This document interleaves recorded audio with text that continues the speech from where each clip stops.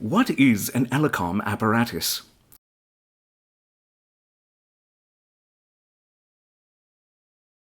The Ellacombe apparatus is a mechanism devised for performing change ringing on church bells by striking stationary bells with hammers. It requires only one person to operate, unlike the traditional method, where the bells are rotated through over 360 degrees. The system was devised by Reverend Harry Thomas Ellacombe of Gloucestershire, who first had such a system installed in Bitton in 1821. He created the system as an alternative to using his local ringers so that he did not have to tolerate their behavior, that he saw as unruly.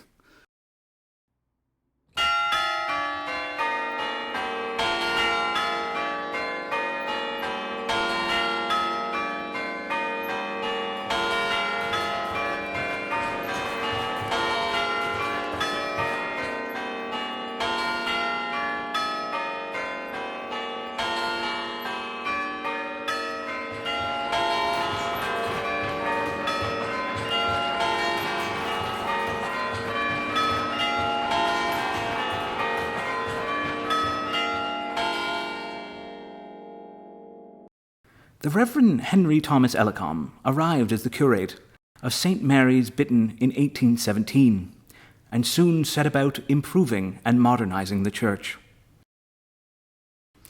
Ellacombe had previously worked as an engineer for Mark Kingdom Brunel, and was responsible for his engineering works at the Chatham dockyards during the Napoleonic Wars, which had just ended. Over the period of his incumbency, extensive works were undertaken to St. Mary's Church, which owes much of its current layout to him. Ellacombe was extremely energetic as a parish priest. He promoted schooling and better welfare. His interests were wide and varied. He was an antiquarian and a horticulturalist, whose history of the parish of Bitton provides both a guide to local history and fauna of the area. But it is his mechanical engineering knowledge, having invented a printing press and constructed his own pocket watch, that links most closely to his association of church bell ringing and its mechanisms. As a result, he is recognized as possibly the first scholarly campanologist. Chiming. About 40 years ago, I set up a contrivance at Bitton, with hammers striking inside, and levers, lines, and pulleys, all brought to a given point on the floor. This arrangement is very simple and not liable to get out of order. It has been in constant use. All dependence on a set of ringers is got rid of, and soft and subdued harmony is produced. And the arrangement is in no way interferes with the swinging of the bells, for ringing either singly or in peal. By this contrivance, the bells are always ready to be chimed, and it may be done by man, woman, or child, or even by the clergyman himself.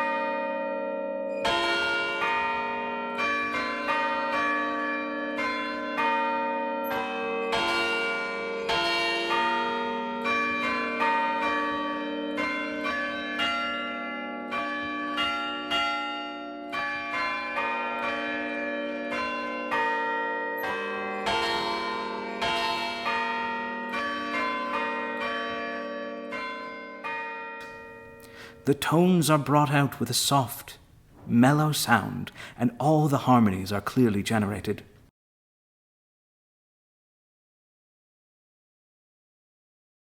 Reverend Henry Thomas Ellacombe, 1790 to 1885. It has been said that the term Ellacombe should only be used to chime bells that were originally hung for full circle ringing. However, essentially the same apparatus is used in many other situations, such as towers with tubular and hemispherical bells, and towers where bells were not originally installed in full wheels. We are in no doubt that there are many benefits in sharing the collective knowledge, expertise, and resources between all forms of chiming. Moreover, and most importantly, the bells in these towers have generally been in continuous use for over 100 years, and have accumulated far more experience, techniques, and music than towers where the chimes mechanism has had just an auxiliary role.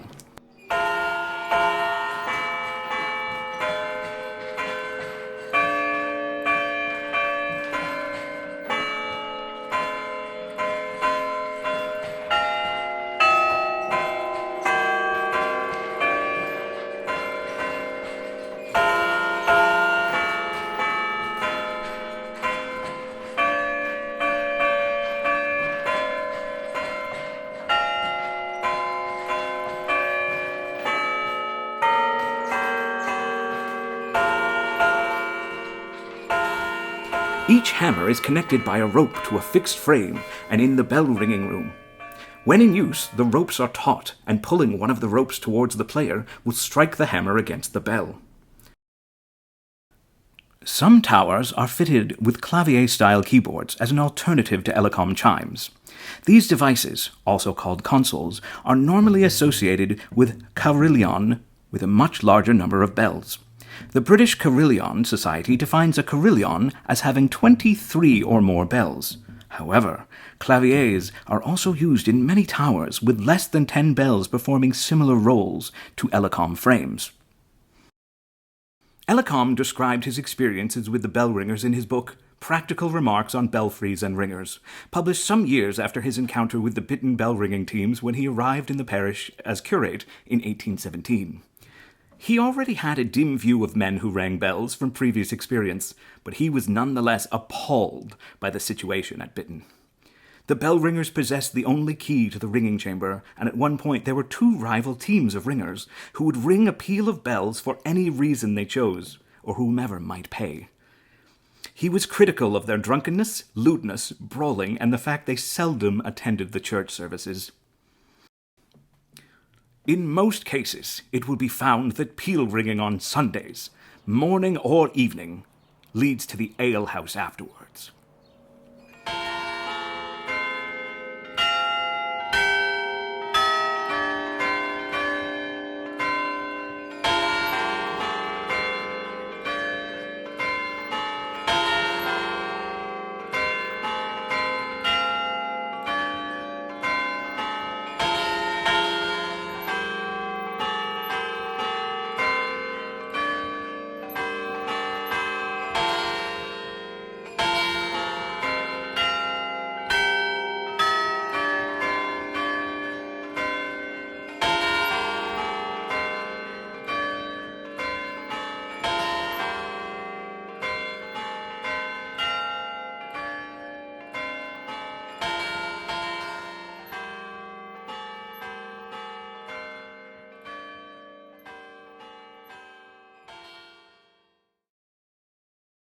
I used to see them on a Sunday, waiting in the churchyard till the service was over, and then, almost before every person had left the holy place, they would strike out a merry peal.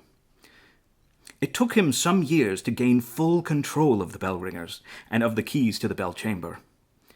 The installation of the chiming apparatus was a significant step in imposing discipline. The bell ringers' rules, first imposed in the 1820s, were revised later and by 1848 extended to 29 separate clauses. Ellacombe's rules are still displayed in the bell-ringing chamber. St. Mary's Church Bitton bell ringers' rules. 1. In future, there is to be only one bell-ringing team. 2. The belfry key is to be kept in the churchwarden's house and not taken away without his consent. 3. In church services, no bell ringer is to refuse to ring or ring badly just because the fee is too small.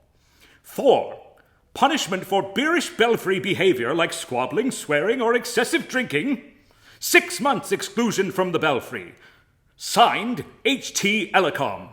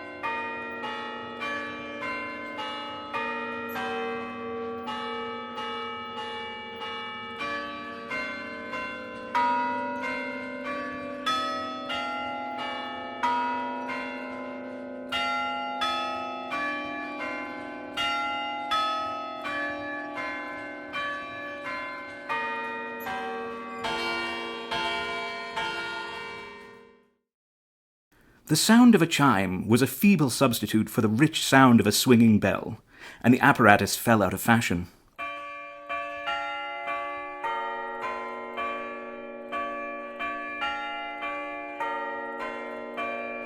Consequently, the apparatus was removed from many towers, leaving holes in the ceiling and often frames without ropes.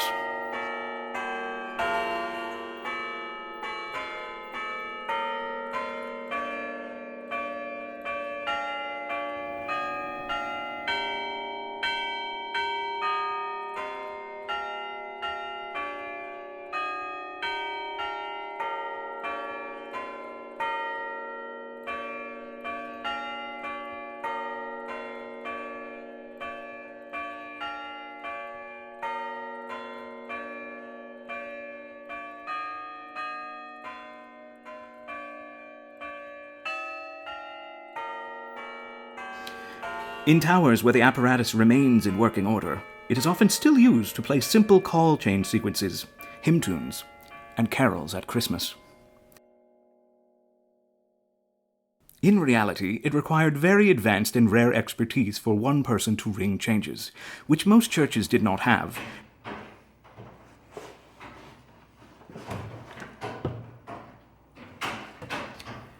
Learning to play the chimes is easier and quicker than mastering full circle ringing.